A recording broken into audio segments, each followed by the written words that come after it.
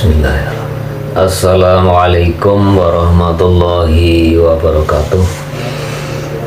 A'udzubillahi minasyaitonirrajim. Bismillahirrahmanirrahim. Wa bihi nasta'inu ala umuri dunya waddin.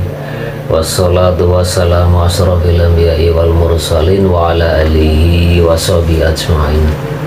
Rabbi shrah li sadri wa yassir li amri wa hlul 'uqdatam min lisani yafqahu qawli.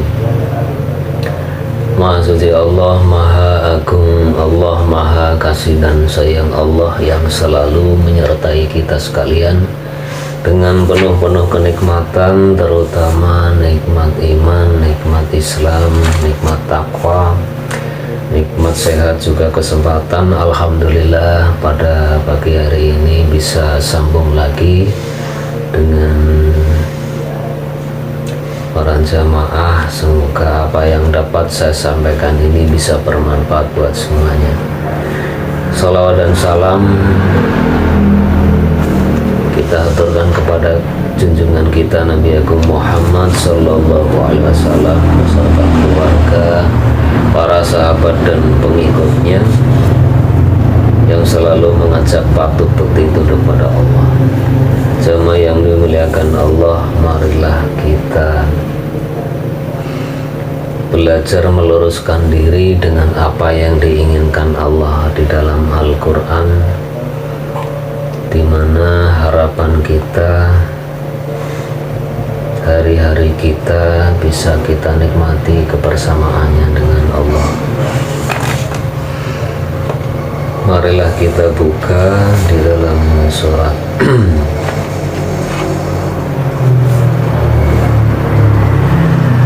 26 ayat surat As-Syu'ara, ayatnya 78, 79, 80, di mana Allah sampaikan di sini yang artinya yaitu Tuhan yang telah menciptakan aku, maka dialah yang menunjuki aku. Jadi harus kita yakini bahwa kita diciptakan Allah, Allah pula yang membimbing kita, menuntun kita menuju jalan yang benar. Yang berikutnya ayat 79, dan Tuhanku yang Dia memberi makan dan minum kepadaku. Jadi selama ini kita bisa makan, kita bisa minum, itu pada dasarnya dari Allah. Oleh karena itu kita tidak perlu khawatir, karena kita dijamin oleh Allah makan kita, minum kita. Tidak perlu kita meragukan atau merisaukan besok bisa makan atau tidak. Dan kita tidak boleh merasa bahwa karena kepintaran kita, kesuksesan kita, hingga keluarga kita bisa makan karena kita. Tidak juga demikian, karena kita hanyalah sebagai lantaran. Kita bisa sedekah, kita bisa membantu orang lain, kita bisa menjaga keluarga, itu hanya kita sebagai wasilah saja. Pada hakikatnya semua didatangkan dari Allah. Jadi harus kita yakini bahwa segala sesuatu karena kebesaran Allah. Yang berikutnya, apabila aku sakit, Dialah yang menyembuhkanku. Suatu saat akan datang pula kita diuji oleh Allah dengan sakit, barangkali pun karena salah kita. Jadi ketika kita sakit, kita yakini suatu saat akan sembuh. Sembuh itu dari Allah. Kendati pun kita barangkali ikhtiar ke dokter atau minum obat atau apa, tapi pada prinsipnya sembuh tidak sembuh itu Allah yang menyembuhkan. Jadi kita tidak boleh barangkali kita mengkultuskan obat, dengan kita pusing minum apa, obat apa, terus kita sembuh, terus kita mengatakan obat itu manjur. Jadi yang kita harus yakini dalam hati, di ketika kita sembuh, alhamdulillah ya Allah, Engkau telah menyembuhkan saya. Oleh karena itu jamaah sekalian, yang barangkali kita sedang disyaratkan rizkinya, tidak usah khawatir.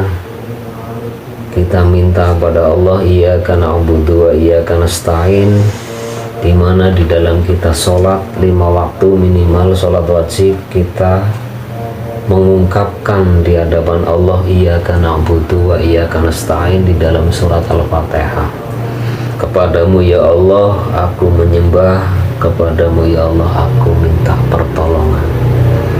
Oleh karena itu segala sesuatu permasalahan kita, kekurangan kita, hendaklah kita meminta tolong kepada Allah. Di dalam kita meminta tolong kepada Allah, kata Allah wasta'inu bisobri wasolah innallaha ma'as-sabirin. Surat Al-Baqarah ayat 153.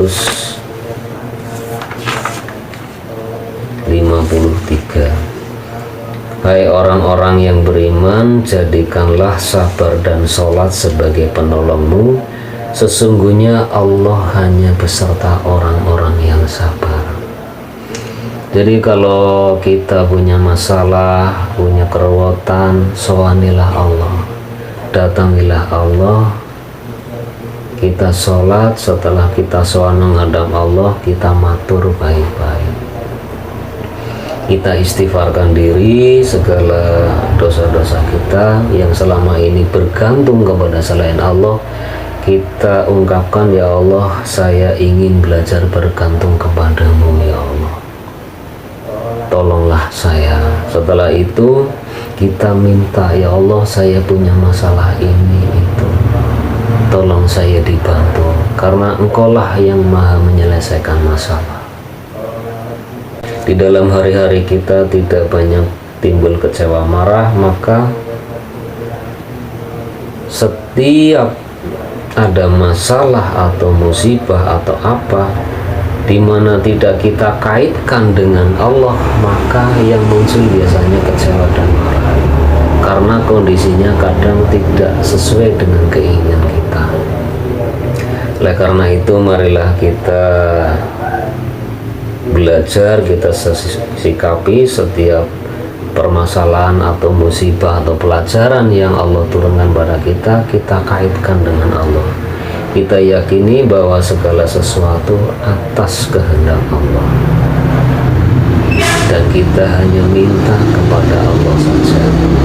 Demikian yang dapat saya sampaikan, kurang dan lebih saya mohon maaf. Wabillahi taufiq wal hidayah. Wassalamualaikum warahmatullahi wabarakatuh.